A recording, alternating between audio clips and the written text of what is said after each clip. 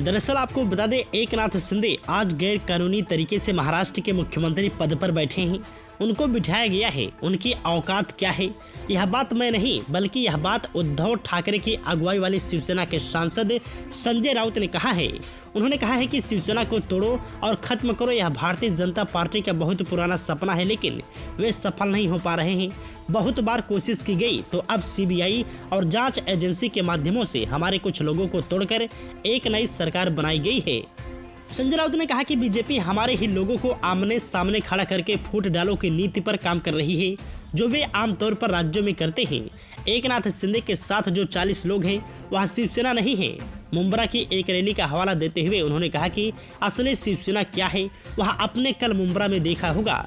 उद्धव ठाकरे जब मुंब्रा में गए तब पूरा ठाणे और मुंब्रा सड़क पर उतर आया था। अगर आप मुख्यमंत्री नहीं होते या पुलिस का इस्तेमाल नहीं किया होता, दीपावली नहीं होती, तो आज वह शाखा का कब्जा हमारे पास होता। संजय राउत ने आगे कहा कि दीपावली लोगों का त्योहार है। पुलिस स्टेशन पर आप पर दबाव रहेगा। पुलिस आपकी गुलाम है।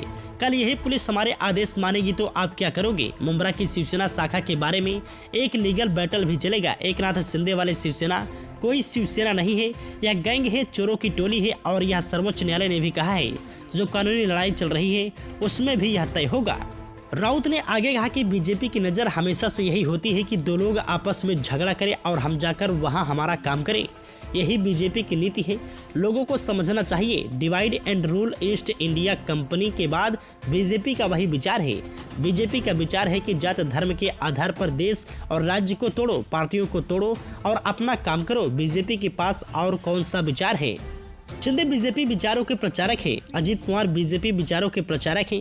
असम के मुख्यमंत्री बीजेपी विचारों के प्रचारक हैं। बीजेपी का विचार क्या है? सत्ता, पैसा और अपने अपने उद्योगपति को अमीर बनाना, लोगों को गुलाम बनाना। बीजेपी अपने विरोधी को काम नहीं करने देना चाहती है, यह उनका डर है।